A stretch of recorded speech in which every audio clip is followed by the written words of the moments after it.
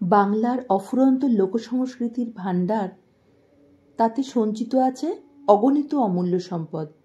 লোকপ্রথা আর লোকসংস্কৃতির যে বৈচিত্র্য গোটা বাংলার বুকে ছড়িয়ে আছে, তাতে কিন্তু আমাদের গর্ব অনুভব করা উচিত। নমস্কার, আমি কেয়া চক্রবর্তী দেব চলে এলাম আর একটা নতুন গল্প সঙ্গে নিয়ে। আজকে হচ্ছে মকর সংক্রান্তি বা পৌষ পার্বণ। এই পার্বণ নিয়েই আজকে আমার গল্প। পৌষ মাসে বাংলার নানা গ্রামেগঞ্জে কান পাতলেই শোনা যায় লক্ষ্মীর আরাধনার সুর। পৌষ মাসকে বলা হয় লক্ষ্মী মাস। আর এই ফসল মানেই লক্ষ্মী, বিশেষ করে ধান।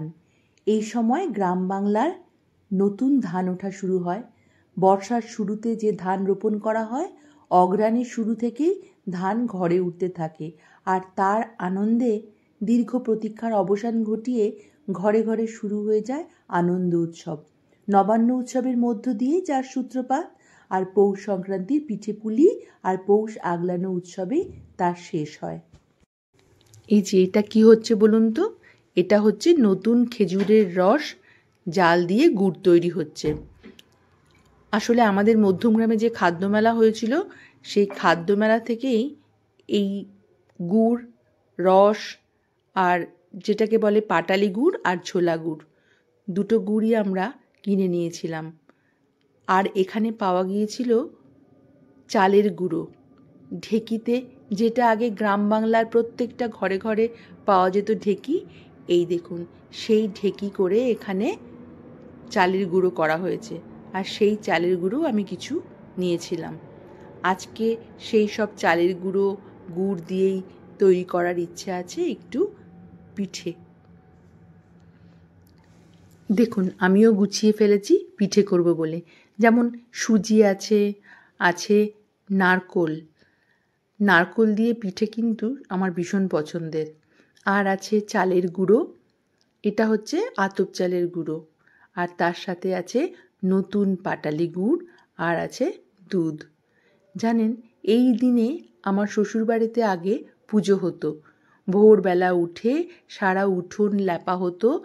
তারপরে নতুন গাছের ডাল পুঁতে সেখানে ছোট উনুন বানিয়ে চড়ু রান্না করা হতো। আর সেই চড়ু ঠাকুরকে নিবেদন করা হতো। এখন অবশ্য ওসব আর হয় না, কিন্তু ওই যে বাঙালির সংস্কৃতি, এই সময় একটু পিঠে পুলি না খেলে হয় না। আসলে আমাদের এই যে পরম্পরা, এই যে ঐতিহ্য, এগুলোকে যদি আমরা পরবর্তী প্রজন্মকে না শিখিয়ে যেতে পারি, তাহলে তো তারা কিছুই জানবে না, কিছুই শিখতে পারবে না। দেখুন, কথায় কথায় আমার কিন্তু পিঠেটা প্রায় তৈরি হয়ে গেছে। এবার খানিক জাল হলেই হয়ে যাবে আমার পুলি পিঠের তৈরি। আপনারা কে কী খেলেন পিঠে, সেটা অবশ্যই লিখে জানাবেন। ভিডিওটা যদি আপনার ভালো লেগে থাকে তাহলে একটা লাইক করে দেবেন। আর অবশ্যই আপনাদের মতামত কিন্তু জানাতে ভুলবেন না। আর হ্যাঁ, যদি সম্ভব হয় তাহলে একটু শেয়ার করে দেবেন। আজ তবে চলি, আবার আসবো অন্য কোনো গল্প নিয়ে, অন্য কোনো পর্বে। ততক্ষণ পর্যন্ত ভালো থাকুন, সুস্থ থাকুন, সর্বোপরি আনন্দে থাকুন। নমস্কার।